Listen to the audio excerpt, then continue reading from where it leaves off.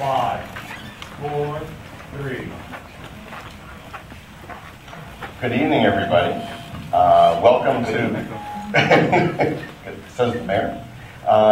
Just want to welcome you to this very special event. My name is Rafe Sonnenschein.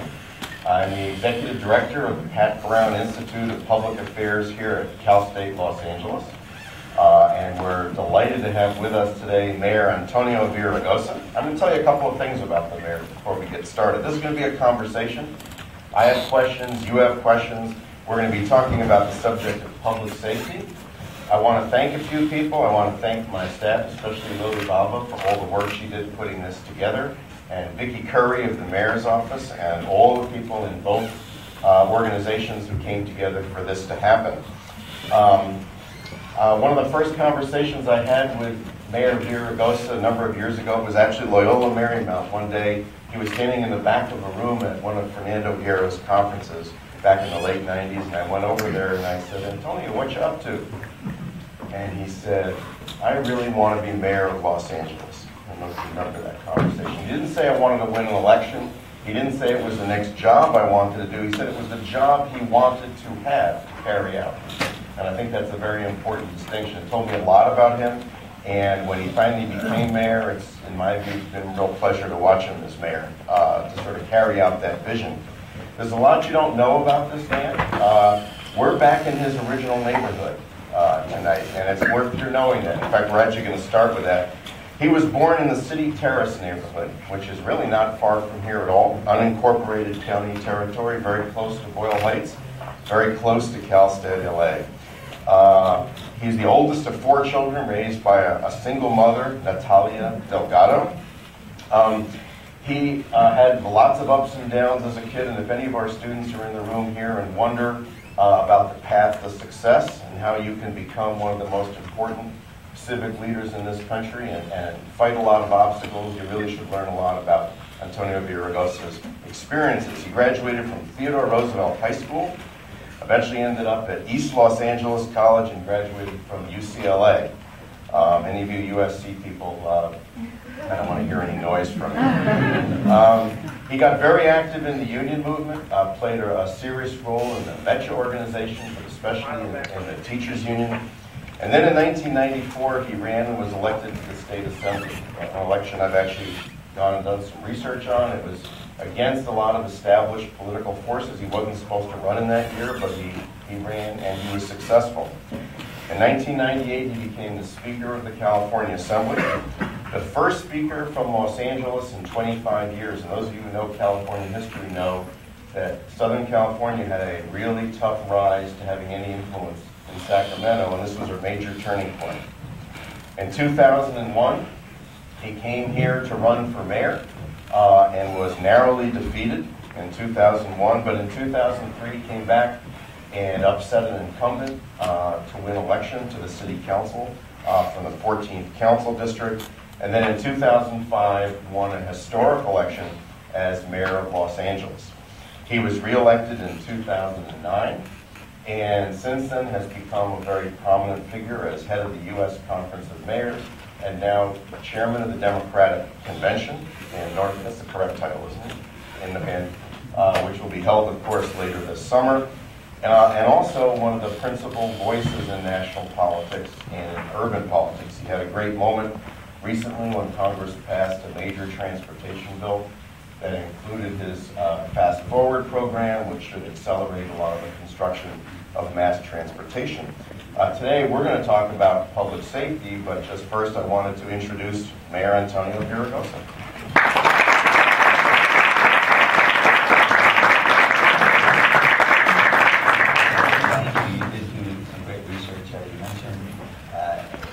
Roosevelt High School, East LA College, UCLA. I actually came here for a while too.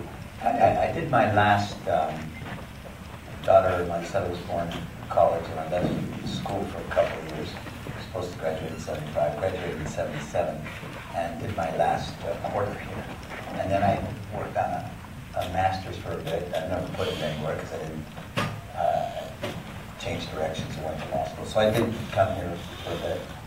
And enjoyed it. So you're an old and just a little tidbit. you know, we didn't ski or anything, so in the hills of City Terrace, including this hill, right during spring when a lot of these hills didn't have, like, you know, houses and everything, and there were hills all through here. They used to have grass, so you'd take cardboard box and you'd go all the way down the hill on the thing. So I used to ride my bike here as a boy, so this is my neighborhood. Know it very well. So tell me this, what was City Terrace and Boyle Heights like in those days compared to today? When you come back here today, does it look the same? Does it look different? Growing up here, what was it like? 2 weeks ago, my daughter and myself, my oldest, and my grandson, Andres, went to church and then went to eat out here to Teresitas in East LA. And I took her to all of the houses I lived in and all of the schools I went to. And I took her to a house on Bunny Beach, and she couldn't believe how small the house was. And she says, "All of you live in that thing?" And it was 1336 North Bunny Beach. And, you know, when I first moved in 1957, I wasn't actually born in City Terrace. I think we were born in People Union, is my understanding, but not exactly sure. I first moved to Boyle Heights on Malabar, and then in 57 moved to City Terrace. So City Terrace was a changing community. You know, the people of Boyle Heights will tell you when I talk about City Terrace that it's where the wealthy people lived. And in comparison to Boyle Heights at some levels, there was a lot of hill country and folks lived. It was mostly Jewish, but it was transitioning by the time I moved there. But there were still families living all through there. It was poor, but you didn't really know it because you had a great family life. But it was a great community, and you know, still very near and dear. Well, let me ask you another question. What were the police like in those days? And I always tell my security, LAPD officers have great ones, by the way. They're over there. I tell them, and with all respect to the county, but I tell them, you know, back then, when you were in the city parts, you knew that if you didn't act up, you'd be okay. In the county parts, it was a lot different. I do remember a story being on my bike with a bunch of boys. We couldn't have been more than 7, but I think we were 5. And we were moving we were on our bike down Valley and going to El Monte. And when we got to El Monte, they stopped us and said, "You all don't live here, you're going back." And they used racial epithets to say that. And you know, it was probably the first experience I had. I never had that on the city side. I never did. I never had that with the LAPD. But I did have that back then as a kid. So you kind of knew you had to toe the line. Okay. Let's go on to public safety today a little bit. And there's a lot of statistics I've seen that the city is safer, the homicides are down, rapes down, robberies down, etc. I have a tough question for you. Crime is going down everywhere in the country. It's going down in New York, it's going down nationwide. I won't say the statistics are the same everywhere, but you know there's generally been, the statistics have been looking good for a lot of cities and a lot of places. What do you say, what are the 2 things you think you've done in your terms as mayor that have distinctively made LA safer beyond the fact that the country as a whole is doing better with a lot of these statistics? First of all, I'm not on those streets. It's the men and women of our police department, so I haven't, you know, done anything, you know, in a hands-on kind of way to deal with the violence and the crime in the city. But I will take umbrage with the numbers that are going down all over the country. Go tell that to Chicago. Go tell that, you know, I was in Charlotte, a great city. You would think maybe a much safer city than LA. In fact, I got a question for you. If you look at San Francisco, Orlando, Columbus, Denver, San Francisco, Orlando, Columbus, Denver, LA, which one would you say is the most violent city per capita? Is that a trick question? Which one? San Francisco. Most people would say LA. not true. We're the safest of all of those cities. Yeah, I was in Charlotte for the convention on Monday to get the keys. They were talking about their homicide rates down to their lowest level since 1989. And so I was with the mayor, and he was really proud of that. I smiled and I said, we're at the lowest level since 1967. So yes, it's dropped across the country, but not 10 years in a row, and not to the levels that it's dropped here. Just in the 7 years I've been mayor, 40%, 41% drop in homicides, 40.6% drop in violent crime. Do you remember the 90s? I mean, it is without question deeper and longer here. A city of 4 million people with a great deal of poverty in the middle of a recession. So, we're now the safest violent-wise, not Part 1 crimes. Part 1 crimes are serious property crimes and violent crime. As far as violence, safest big city over 2 million per capita. So, now, what have I done? I think I've convinced the body politic that public safety matters and that we've got to make investments. I, from the beginning, said even in the toughest economic times, we are not cutting the police force. I've seen the transformation, and if I've done anything, I've gotten behind a department that I think has changed dramatically from, those old days, if you will. I mean, you look at, and I'm just a big Charlie Beck fan, and I'm just going to be honest with you. You know why? Because he's probably the first police chief in the LAPD. Most of them are like politicians in this way. A lot of politicians, since they were 7 years old, they were going to run for president, governor, mayor.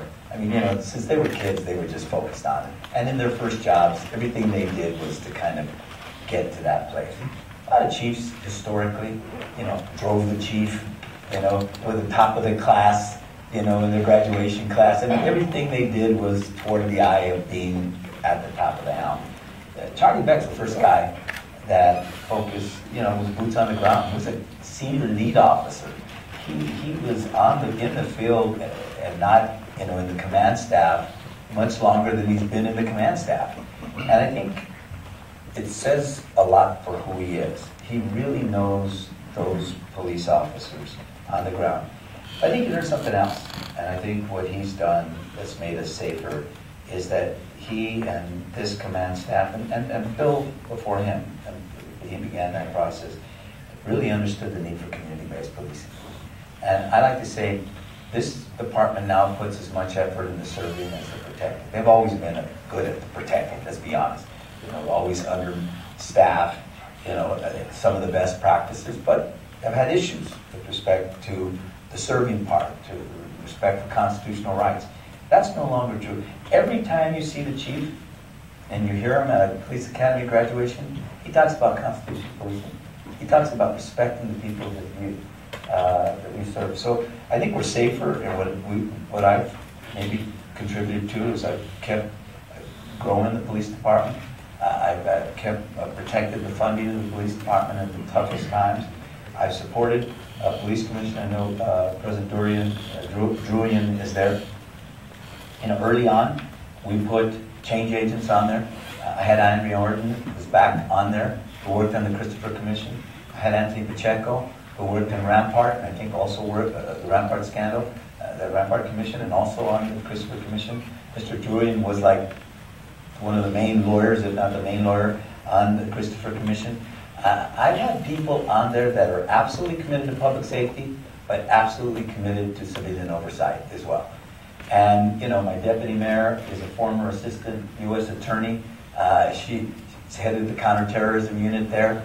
She's also committed. So I think there is a vertical and horizontal commitment on the part of the mayor's office, on the part of the police commission, on the part of the command staff, and now up and down through the department. I have a question for you. Your police commission, which the audience should know was appointed by the mayor, has had a few differences with Chief Beck about a number of matters. things that he believed was in policy and the commission wasn't so sure. What do you think the mayor's role should be when there's a disagreement between the appointed police commission and the chief on a matter like our shootings in policy or certain actions in policy? Well, the charter's pretty clear. I get to appoint them. They get to oversee the police department. I can have another view and have from time to time, but you know, I respect theirs, and so does the chief. I also respect his job. There've been, you know, I can tell you, he's got a tough one. He has, without question, been the most committed person to this notion of civilian oversight and constitutional policing than anybody in the history of this department, period. It's just simple as that. But people are going to have disagreements, and they don't all agree. You know, let's be honest, they're going to have disagreements, and that's what democracy's about, and that's what oversight should be about. What do you think is more important, having more police officers on the street, having a gang reduction program, or having a community-oriented police department? If you could only pick one, obviously you worked on all three, which had the biggest impact on bringing the crime rate down in LA of those three? Charlie and I would say it's been growing the police department to a size. We're still among the most under-policed big cities in the country. Remember, we have 4 million people. Chicago has 3 million, and they have more than about 2,500 more cops. You know, New York has 8 million, so they're double our size, and they have 33,000 cops. They were at 36,000. So I think that's been a big piece, but there's no question that the focus on constitutional policing and community policing has also played an important role. You know, when you realize, and by the way, I think another thing, this police department is more diverse in its history. It now more and more reflects, in fact, probably the department that best reflects the demographics of LA. I think 43% of the department's Latino, about 36% is Anglo. Roughly the numbers in the population, about 10% African American, and when you include Filipinos and other APIs, roughly, that number I think is roughly 12% or so. So the fact that we're more diverse, almost 20% women, 19 point something, the fact that we're more diverse, that we're focused on community policing and constitutional policing, that we've grown the police department, I think they've all played a role in making it safer. So when you add these police officers who have their Oh, salary... but the gang, you mentioned gang. Yeah. Now, I think we're spending, Cespedes just walked in, my deputy mayor for gang reduction and youth development. I think we're spending 26 million. Cespedes? 24 million. Next year we'll spend 26.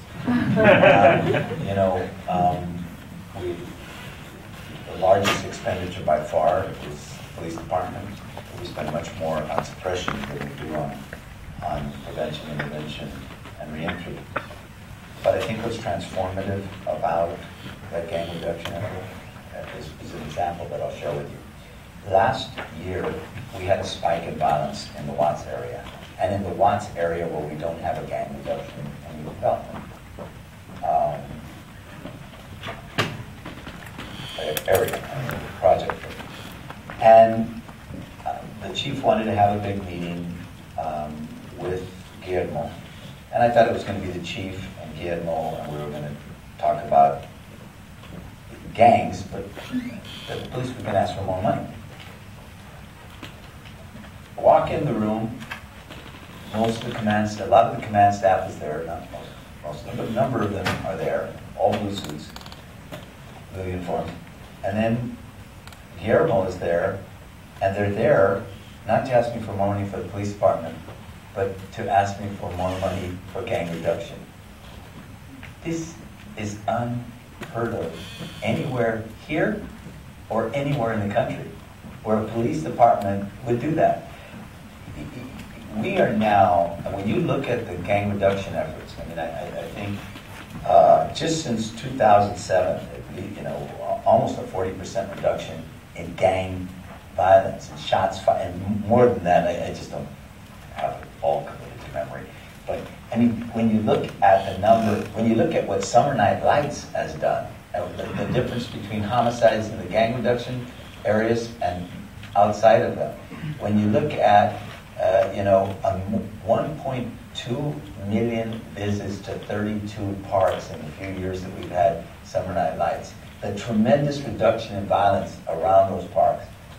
You know, when you see not just the chief, but you know, a number of the command staff at the Gang Reduction Intervention Academy, the first and only one of its kind, where a lot of these guys are ex-cons and, you know, whatever, and you see a bunch of cops, you know, applauding their graduation from an intervention academy, you know the world has changed.